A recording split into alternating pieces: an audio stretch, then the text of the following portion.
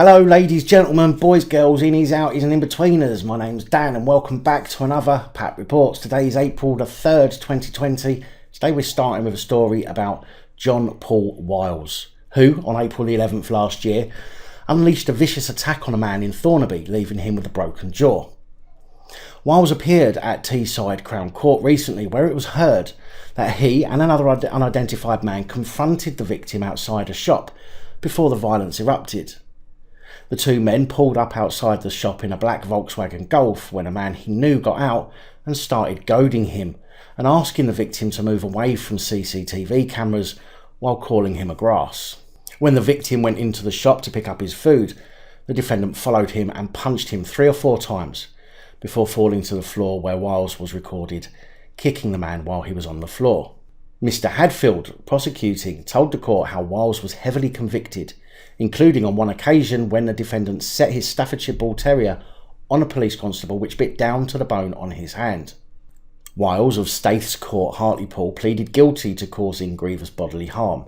Anthony Davis, defending Wiles, said this is the one time he can say to the court that he has lost control for whatever reason in a very brief way, whatever the fuck that means. Judge Paul Watson QC said this was an attack that took place for no good reason. You not only punched him several times, but when he was on the floor, he was kicked. He suffered a fracture to his nose and cheekbone, as well as the nasty 3 to 4 centimetre cut.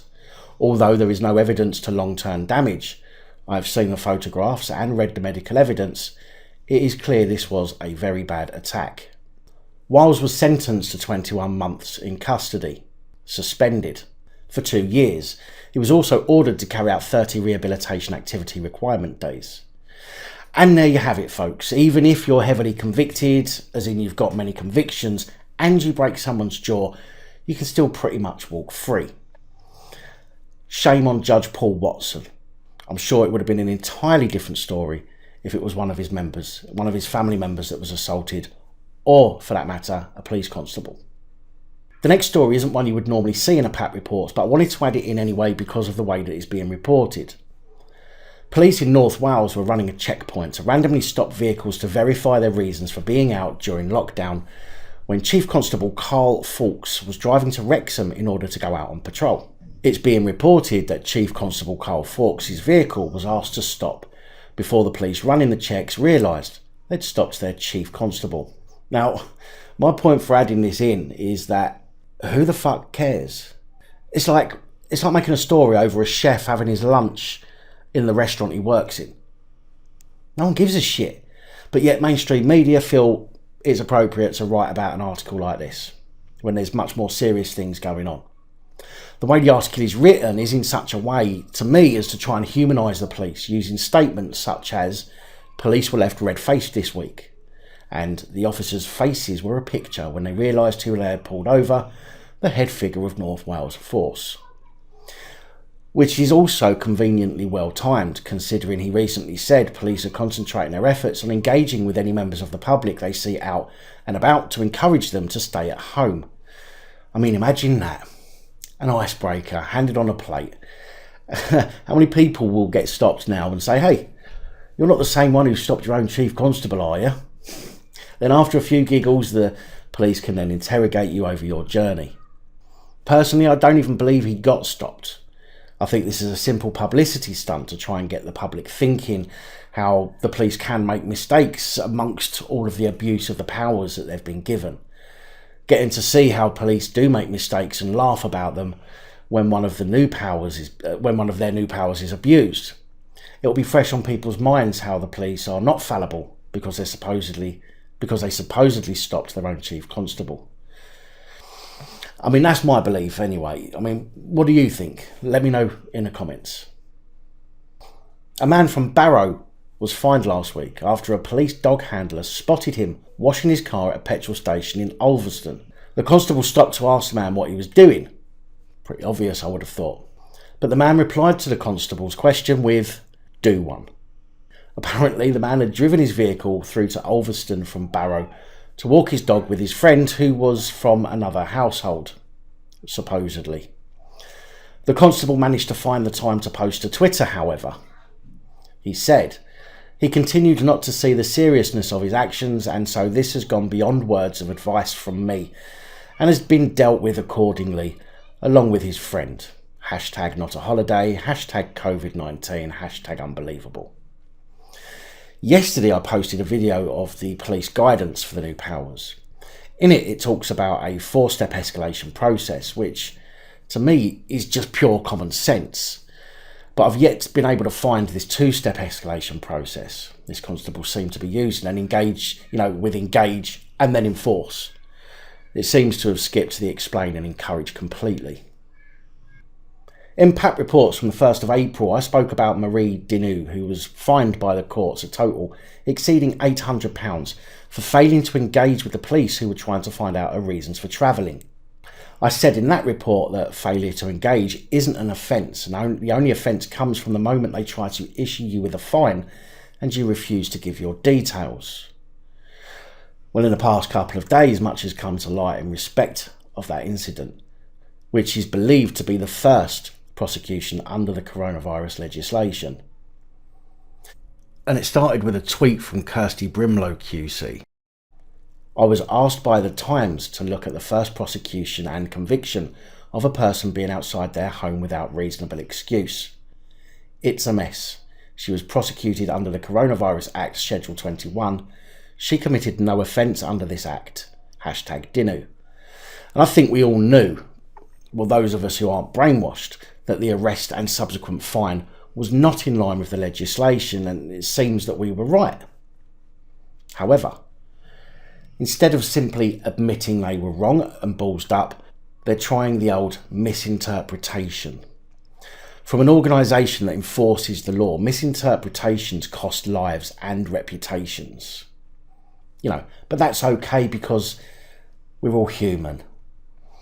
41-year-old Denis was arrested at Newcastle Central Station on Saturday after she allegedly failed to tell officers why she needed to travel. She was arrested on suspicion of breaking restrictions imposed under the Coronavirus Act 2020 and subsequently fined at North Tyneside Magistrates Court on Monday. I like it. Get them into court and fined as soon as possible, so hopefully nobody picks up on it. British Transport Police have since said that following a joint review with the Crown Prosecution Service, it has established that she was charged under the incorrect section of the Coronavirus Act, and that they now agreed to contact the court and ask for the case to be relisted and the conviction set aside. In a statement, Deputy Chief Constable Adrian Hanstock said, "There will be understandable concern that our interpretation of this new legislation has resulted in an ineffective prosecution. This was in circumstances where officers were properly dealing with someone who was behaving suspiciously in the station and who staff believed to be travelling without a valid ticket. So, waiting on a train station platform is now deemed as suspicious in the police's eyes." He added, "Regardless, we fully accept that this shouldn't have happened and we apologise. It is highly unusual that a case can pass through a number of controls in the criminal justice process and fail in this way. It's not that unusual."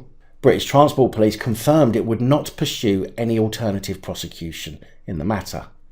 Mr Hanstock said, "I must remind the public that officers will continue to engage with people and seek to understand their reasons for their journeys.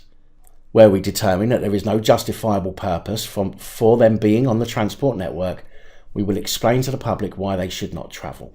He said the new coronavirus law would be applied as a last resort and where situations develop.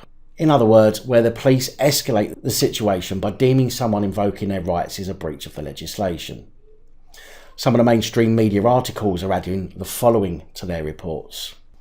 Under Schedule 21 of the Coronavirus Act, it is illegal to fail to comply with these instructions of police officers without reasonable excuse. The maximum penalty is a fine of £1,000. The problem is they're not telling you what Schedule 21 is actually for. But I will. Schedule 21 of the Coronavirus Act 2020 is for the powers relating to potentially infectious persons. Police cannot make arbitrary decisions that you may be infectious just because you don't want to engage with them. So fuck the MSM for trying to frighten people into complying with the police's bullshit idea of how to implement the new legislation. Think about it. If it was a genuine mistake, then why have they not simply taken her back to court, have that first conviction set aside and deal with her under the correct one? Now, I've already made myself clear on how I feel about the NHS. I think they do a great job with little recognition, so I fully support showing appreciation by giving a round of applause. It's a shame it's not a pay rise, however. What I do take exception to is that when you call the police over a burglary or an assault, it takes hours, days or weeks even for one of them to turn up. But under the lockdown, a dozen police vehicles can turn up outside Northumbria Specialist Emergency Care Hospital in Cramlington to clap and cheer. Now, this is not a rant at the hospital staff in any way, shape or form. But can you imagine the hard on the police would get if members of the public turned up to the car park to do the same? Even if those members of the public were observing social distancing rules. When we do a minute silence for people, we do it from where we are at the time. We don't stick our fingers up to other people, in a show of look what we can do and you can't. Because you know full well if 20 odd members of the public turned up to do the same, they would get beaten over the head with a Coronavirus Act. Northumbria Police Force then shared the video of their tribute on social media. I'm so glad they've got the time to take pictures and videos of themselves out on duty all day. It's not like we would rather see them arresting people over walking along canals or taking pictures of beauty spots. A big thank you to Patreon supporters Motty Lad, Holly, AD Dave, Ian W, Copwatch UK, Dean J Cole, President Trump and newest supporter Danielle, whose support is helping me to continue providing you with this daily content. And that's all I have for you today. Please like, share, comment and subscribe. Let me know your thoughts, as I know many of you will. And until next time, stay safe, look after each other, film the police and other officials. Good night, all. Thank you for taking the time to watch this video. If you like the content and you'd like to help support the channel, you can do so. In the description of every video there are some links to ways that you're able to help support the channel so I can continue putting out content. If you're unable to help us in that way, hit that subscribe button up the top there. If you haven't already, become a subscriber. That is support enough. Share the videos, comment, like, it all helps. If you're looking for something else to watch, up top there is my latest video. Down the bottom there is a video that YouTube recommends for you.